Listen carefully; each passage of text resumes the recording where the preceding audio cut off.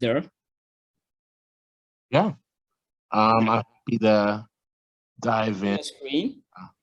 Yeah, I'm happy to share my screen. So, we've been talking about different metaverses, as it was brought up. I'm one of the co-owners of the African Museum of the Metaverse. We have museums across multiple metaverse locations. We own a 9-plot estate in Decentraland called Afroverse, including land in Sandbox. What we're gonna do today is a quick tour of our museum in Cryptovoxels. All 3 of the lands I told you are all on the Ethereum blockchain. Those, of course, are NFTs, which you own, and then you can build on. Any questions before we dive in? No.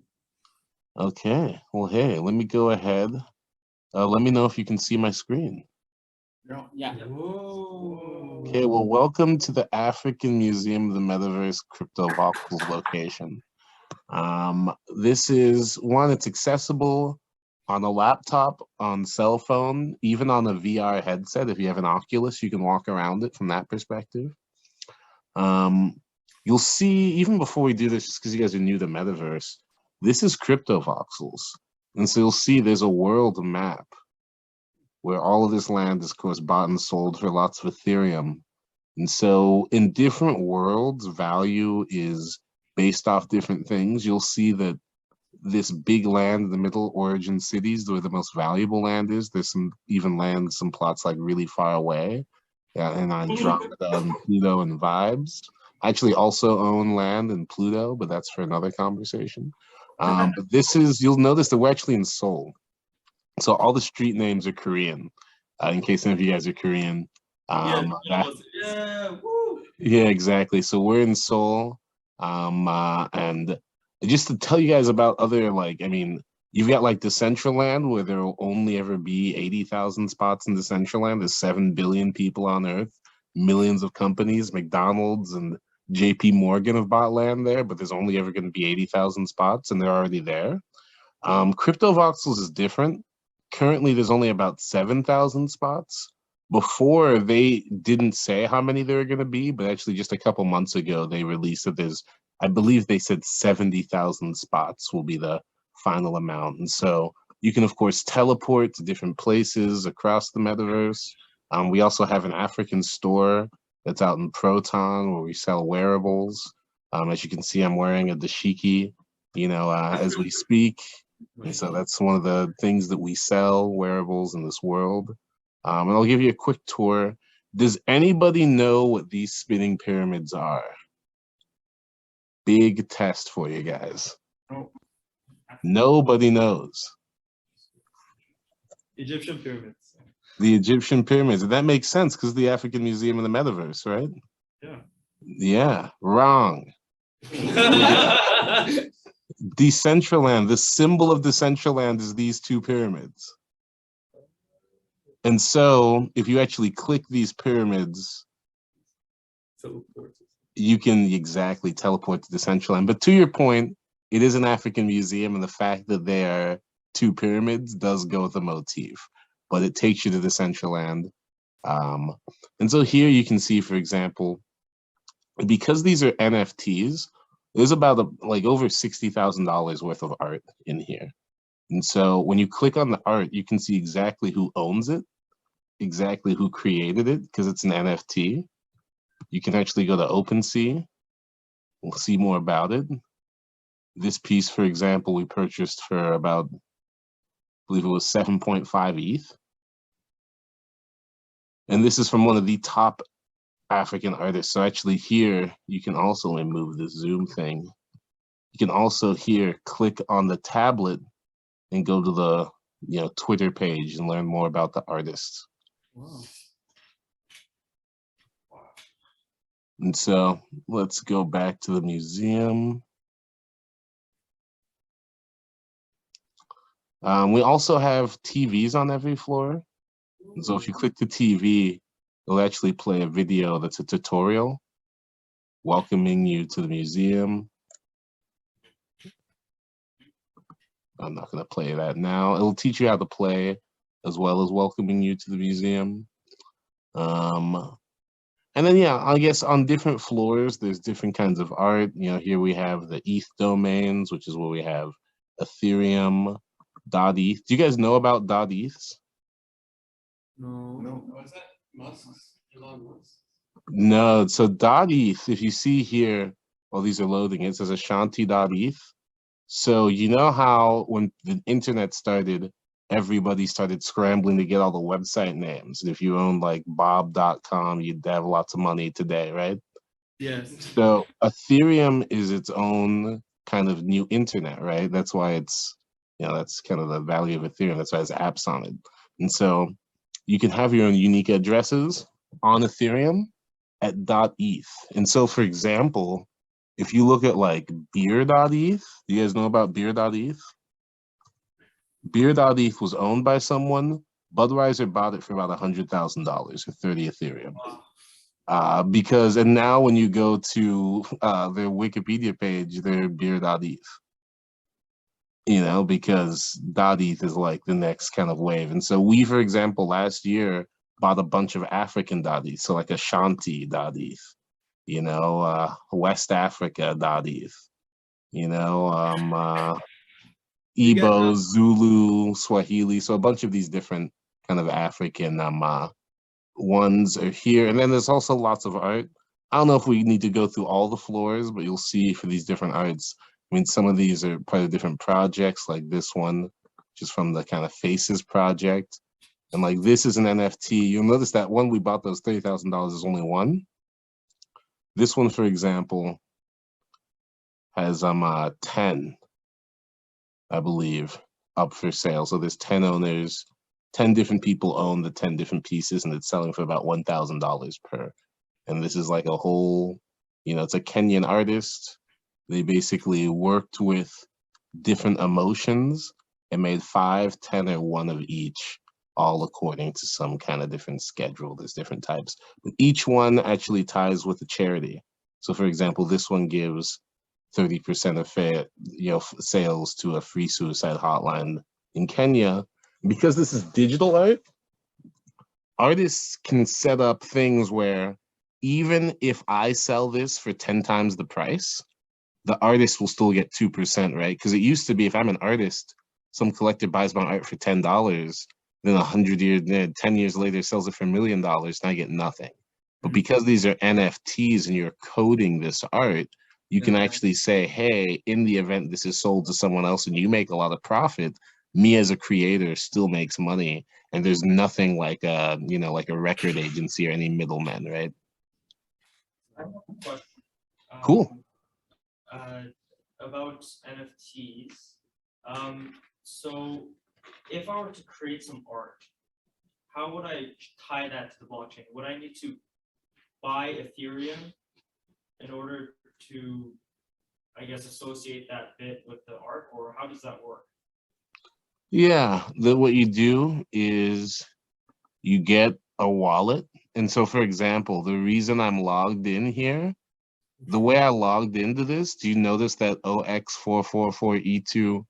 That should hopefully be familiar. That's an Ethereum wallet, right? So all of these metaverses, your login is not Facebook. Your login is your Web3 wallet, right? And so if you go to OpenSea, you also, of course, have to log in with your Web3 wallet. Here we're logged in as the African Museum of the Metaverse. Here we have multiple, this is the alt account. You can see we have different wearables in here, African clothing wearables and different, you know, .eths that we own, etc. But you log in with your wallet. And then once you log in with your wallet, you can either create an NFT, and it's just as simple as, you know, hey, we got to do your signature, all that stuff. I didn't want to mint an NFT right now, but yeah, it costs a little bit of money. You mint an NFT. Frankly, with OpenSea, you can even do it where you don't pay the gas fee associated with minting. You kind of pass that cost on to the first person who purchases it, but it's really not that hard. You just need to have a Web3 wallet and go to OpenSea, or frankly, any NFT marketplace, Rarible, you know, formation, foundation, all of those. So Okay. cool. thank you. No worries. Excellent. Well, hey, let's show you guys the second floor. As you can see, the first floor is teleportation to Decentraland. We also have different exhibits, like the Ethereum exhibit, the ETH domain. The second floor is more Afrofuturism. The third floor is more traditional African art. And the fourth floor is, you know, a rooftop with a deck, a pool. There's actually no NFTs on the top floor. It's all educational. Cool. And like, yeah, like the month that we had our launch party, we had over 2,000 people visit here that month. Wow. You know, and so there's a lot of different people traffic. So you see here, these are more Afrofuturistic pieces. You know, some of them, when you click them, you know, like they actually kind of move, you know. You can see once again who owns, who created, because they're NFTs. So you always know exactly if there's a real famous artist behind it. Lots of kind of different art and pieces. You know, Hefi is the head that wears the crown. You know, you got all this information. Like I said, with all of these, you can go to OpenSea. You can actually click them and learn more about them. You can learn more about the artist.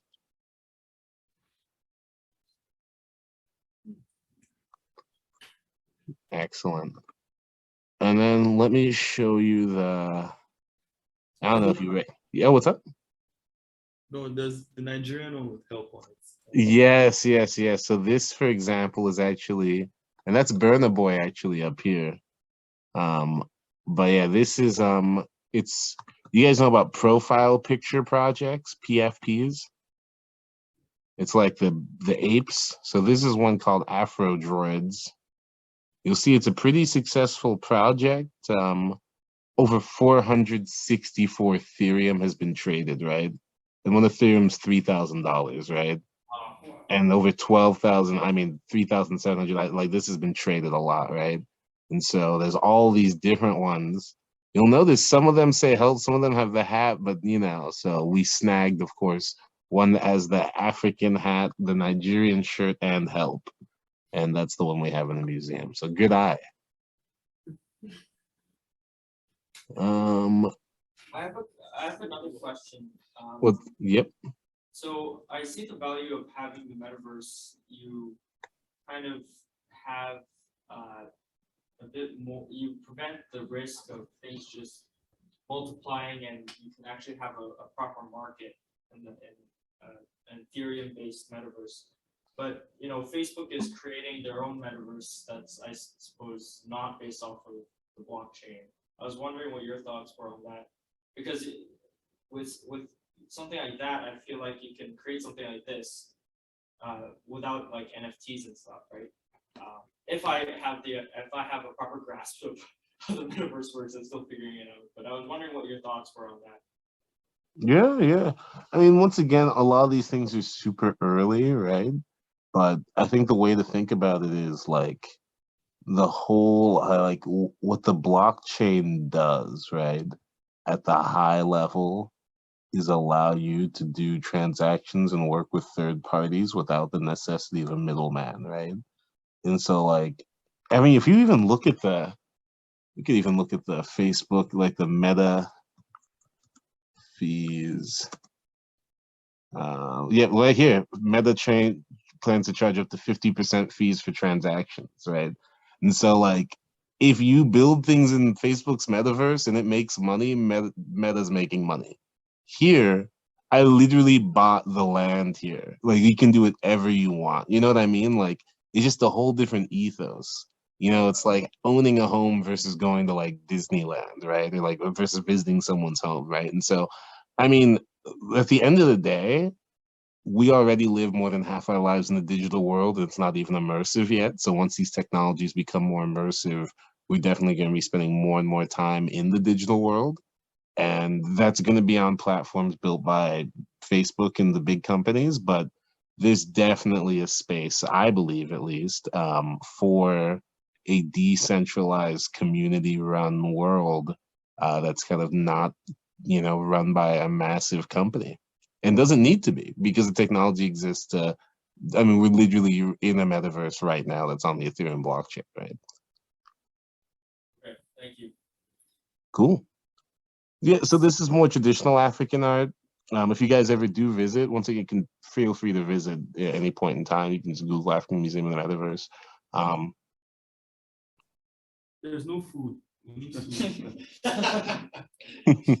Yeah, there is no food. But I'll say McDonald's is building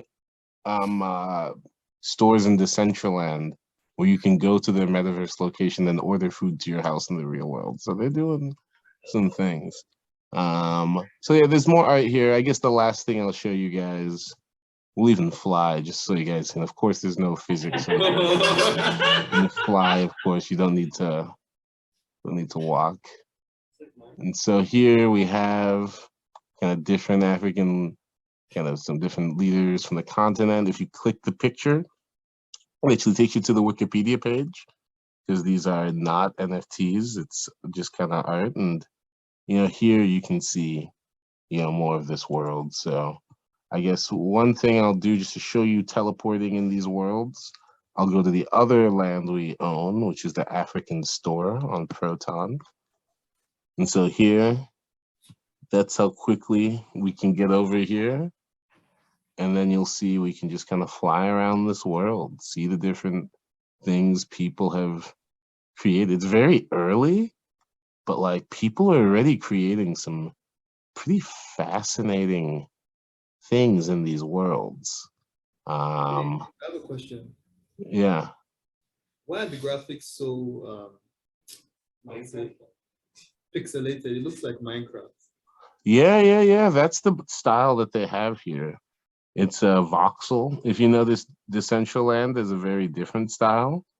I think Sandbox actually is the same kind of style. So all the things created here are voxels, right? You know, like Was that soccer? Oh my goodness. it's Baggio. Wow.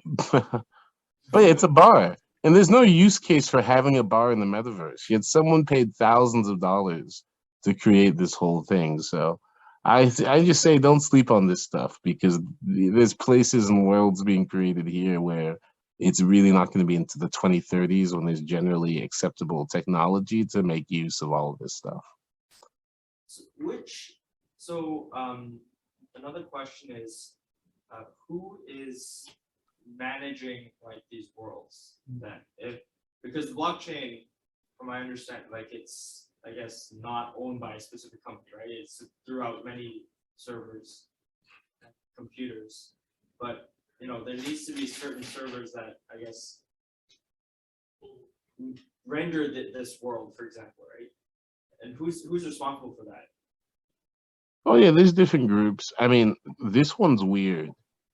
Cryptovoxels is weird because it was started by literally just one guy who had like a vision and just made it, and this whole community came. Like I said, up until like a couple months ago, there was no cap on how much land there was going to be. It was this whole beautiful egalitarian.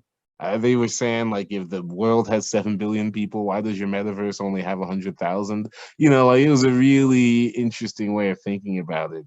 And then some more like Sandbox is more of like a company, right? But to your point, the technology that they're building on is the blockchain. More importantly, it's Ethereum. Like they're literally building these platforms and worlds on the Ethereum kind of platform and system. Catch Max on Twitch, guys. And you said the central land look is different. So is it more rounded, more texturized? You know? Yeah, and then there's stuff like Somnium Space and other ones which are even more so that run on the Unreal Engine. But you also have to think about from an access perspective, half the world doesn't even have access to the internet yet, right? And so a world like this that actually works on your phone, works on your laptop, also works on your headset, and then also works like, and this is with medium graphics, but we could go to low graphics, right? you know, there's a billion people in, you know, low impoverished places that don't have the graphics card to be running an Unreal Engine world, right? And so I would also think about that. So but you know, those other worlds exist, dude. Like there's a lot of stuff out there. Cool. Any other questions as I float around Cryptovoxels? It's free to enter. You don't need a wallet to enter. You literally just need to click the link. The wallet is only so you can do stuff like, you know, like dance. Invisible wall. Is it possible for, say, this one person who started Pixelvoxel to privatize like the same way Meta or Facebook is? I don't know. You have to ask a lawyer, even though I went to law school, but I didn't take the bar. So. Okay. 'Cause that Maybe would be a risk, right? Because the benefit of this metaverse is that it's more like, I guess open source is not the right word, but I guess that's the best word that I can think of. Where you I mean, the thing is, they've already sold the different parcels of land, right? And the thing is, like, I think ownership of that land, I don't think Facebook's ever going to make you pay for land because it's like their world and stuff, you know? But like from this perspective, they're already private entities and companies, right? So it's not that they're publicly owned at this point, but the technology they're using is one that's publicly accessible through the blockchain. Does that make sense?